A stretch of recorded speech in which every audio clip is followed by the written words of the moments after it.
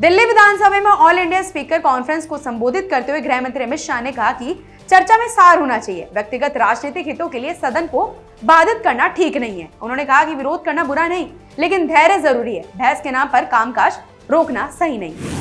दिल्ली में गगनयात्रियों के सम्मान समारोह में रक्षा मंत्री राजनाथ सिंह ने कहा कि आज हम उन नायकों का अभिनंदन कर रहे हैं जो इस राष्ट्रीय स्वप्न के अग्रदूत हैं। उन्होंने याद दिलाया कि राकेश शर्मा के अंतरिक्ष जाने के कुछ समय बाद जन्मे शुभांशु शुक्ला ने अब 40 साल बाद न सिर्फ अपना बचपन का सपना पूरा किया, बल्कि भारत ने भी एक बार फिर अंतरिक्ष में अपना परचम लहराया है। श्रीलंका में पूर्व राष्ट्रपति रणिल विक्रमसिंघे को गिरफ्तारी के बाद विपक्ष एकजुट हो गया है। विपक्षी नेताओं ने सरकार पर राजनीतिक विरोधियों का निशाना बनाने का आरोप लगाया और कहा कि ये कदम लोकतांत्रिक संस्थाओं को कमजोर करने और असंतोष दबाने की रणनीति है। बिहार में वोटर अधिकार यात्रा के दौरान राहुल गांधी और तेजस्वी यादव ने चुनाव आयोग पर गंभीर आरोप लगाए। राहुल ने कहा कि ये आयोग भाजपा के साथ खड़ा है और विपक्ष की शिकायतों को नजरअंदाज कर रहा है, जबकि तेजस्वी ने इसे गोदी आयोग बताते हुए प्रक्रिया को कठिन और पक्षपाती करार दिया।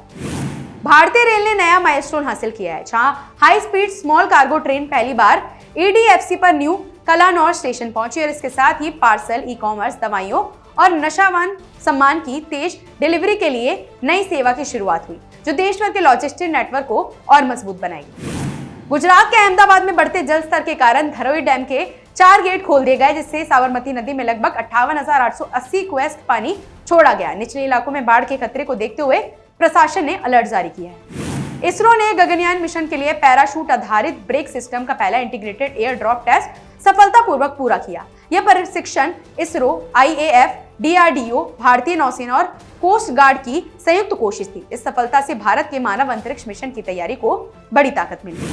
महाराष्ट्र के मुख्यमंत्री देवेंद्र फडणवीस ने MNS प्रमुख राज ठाकरे के बयान पर कहा कि वे अपने हार को छुपाने और कार्यकर्ताओं का बहलाने की कोशिश कर रहे हैं। फडणवीस ने कहा कि जब तक राज ठाकरे अपनी हार का आत्म मूल्यांकन नहीं करेंगे और झूठ बोलना बंद नहीं करेंगे, तब तक वह जीत नहीं सकते।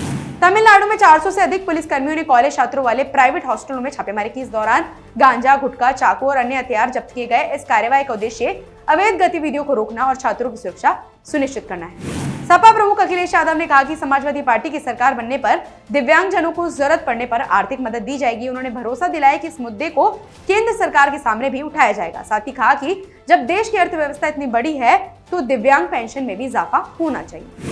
जम्मू के अलग अलग इलाकों में लगातार भारी बारिश से जनजीवन अस्त व्यस्त हो गया। सड़कों पर जल भराव और लंबा ट्रैफिक जाम देखने को मिला, जिससे रोजमर्रा के यात्रियों को भारी दिक्कतों का सामना करना पड़ा।